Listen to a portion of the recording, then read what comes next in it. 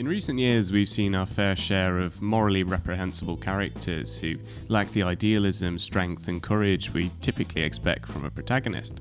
These anti-heroes are an archetype that can be traced back to Greek mythology and Renaissance literature, but in recent years we've seen an abundance of anti-heroic characters on the small screen. These are personalities that are capable of doing good things, but they don't abide by a more accepted code of ethics. This unconventional hero certainly piqued the interest of the modern viewer, and Ozark's Marty Byrde is the latest example of an anti-hero dealing with the consequences of his unlawful actions. If you haven't seen Ozark, it's a crime drama on Netflix, which last year quite rightly won Jason Bateman the Emmy for Best Directing. Season 3 has just come to an end, and like the two that preceded it, it's chock full of jaw-dropping moments which make it difficult to walk away from. The show centres on Marty Byrde, a financial advisor who launders money for a Mexican drug cartel, and in the first episode he's betrayed by his business partner, and to save himself from imminent death, he sweet talks his way into a 5-year plan to clean $500 million for the cartel, securing the safety of his family in the process. We come to understand he's resourceful and a quick thinker, making himself at least sound integral to the cartel's operation. Initially, the Ozark seems to be a bit of a sleepy spot when it's not attracting vacationers in summertime, but Marty soon finds himself troubling local criminals, all while the FBI are monitoring his activities. On the surface, the show shares similarities with Breaking Bad. It's a criminal underworld drama which centres on an out-of-his-depths middle-aged man with a prowess for money laundering. But the family dynamic makes for something completely different. For one, the kids are in on it, and it certainly ups the ante watching them working as a family unit to avoid run-ins with the forever watchful cartel. While the first season is excellent, it only gets better when Marty's wife Wendy more prominently factors into the story. In the second season, her character becomes a power-hungry and highly manipulative force in local politics, which gives the show another angle. It's brought to life by a really fierce performance by Laura Linney, which feels inspired by some of the personalities in House of Cards, which is another welcome influence.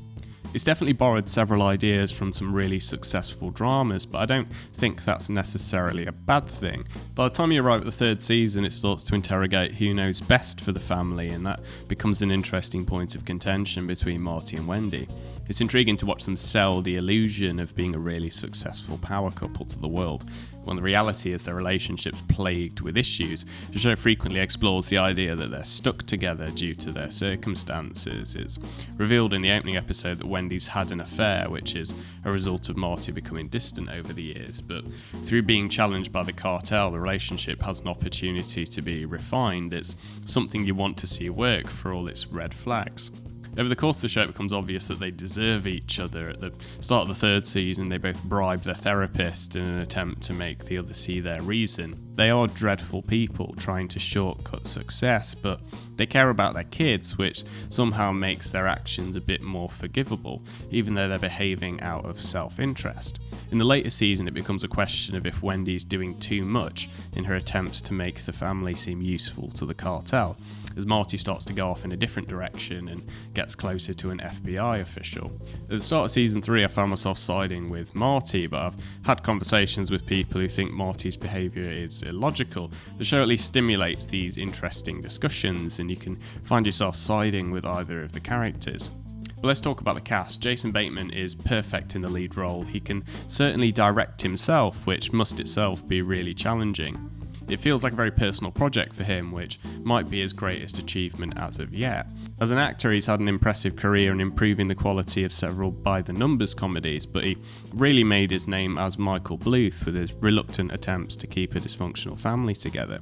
While he nails being the likeable everyman, he's equally capable of taking on roles which require the complete opposite from him. He can certainly flick the switch and transform himself into somebody much more sinister.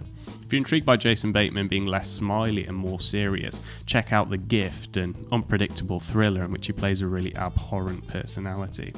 His performance in Ozark blends some of these ideas together. On the surface, Marty has to present the facade of being a really successful family man and entrepreneur, although beneath this fake outer casing he projects to the rest of the world there's a highly corruptible man whose greedy actions have threatened his family's life forever.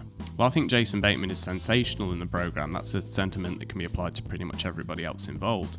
A lot of the other characters are just as likeable.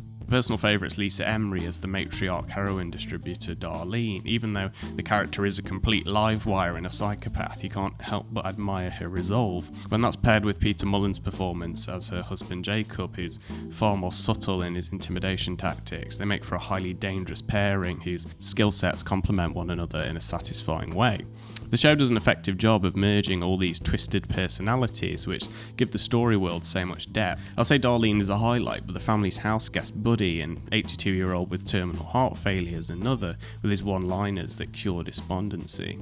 And Ruth is awesome, and so is Wyatt, and so are Marty's children. Everyone's bringing their A-game. Fortunately, the younger performers are as likeable as the more seasoned actors, which is helpful in immersing you into the plight of the family. Even though Charlotte can be a bit annoying with her defiant teenage attitude from time to time, the character at least offers a more rational perspective to the story and a friendly reminder of the insanity of their circumstances. In Season 3, Wyatt's story takes a bizarre turn with Darlene, and the introduction of Wendy's brother adds another stressful dimension to the Byrde household. Crucially, the show is consistently finding fresh ways to push the drama forward and induce anxiety in the best possible way. The show is well written, each character has a well-devised backstory and family history which feels really authentic, whether that's the Langmores believing they're cursed or the Snells' pride over their land ownership. It's as cathartic watching Julia Garner's character attempt to better herself as it is witnessing Marty entrench himself in further elaborate schemes with the cartel. There could quite easily be a spin-off show that focuses solely upon the other families that inhabit this community, but it dedicates the right amount of time to several pockets which help the place feel as if it actually exists. Even though it's primarily filmed in Georgia, the world of Ozark feels like a real place, with its dodgy strip clubs and fishing spots which contrast some of the more stunning pieces of architecture. There's a sense of class disparity in the place, which proves to be an instrumental driver in the Langmores' motivation for their various criminal escapades. It quite cleverly merges together all of these criminal personalities, which will drive some people away in the sense that if you met many of these people in real life, you would hate them. But the show is enjoyable as it taps into your inner survivalist, and it becomes fun to fantasize about how you'd cope under similar conditions, which ultimately I think makes the characters likeable. While I don't have the definitive answer for why we've come to love these sorts of characters, I suspect it's something to do with the reality that we all do good and bad things in life, and that grey area feels more relatable than in conventional stories which pitch good against evil in a really black and white way. Let's talk a little bit about the show's distinctive look. Aesthetically, the colour palette's primarily blue and grey, and it makes the show seem grimy and grounded in reality. According to the cinematographer, he hasn't used gels or filters to achieve this look. He's instead adjusted the camera's colour temperature to 4400 Kelvin. Through adjusting the white balance this way, it gives the image a cooler blue quality, which is present in each episode. It's a conscious decision which hasn't been decided in post-production, and it's an efficacious one in the sense that it makes a typically beautiful and colourful setting seem doomier than if they'd opted to shoot in a warmer colour range.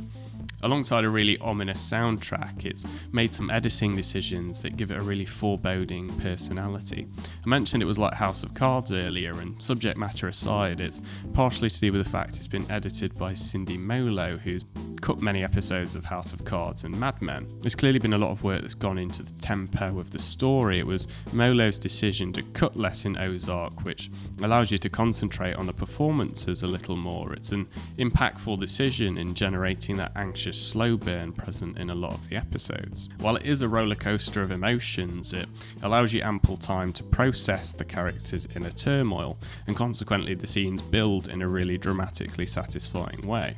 If I wasn't of the knowledge that Jason Bateman directs a number of the episodes, I'd be of the mind that Marty could meet his demise at any moment, and it could quite confidently focus on any of the other characters, but I suspect he's having too much fun in the role, so while he might be safe, I'm certain other excellent characters who I'm quite fond of won't be in the future. That's if the show gets renewed, which actually hasn't been confirmed yet.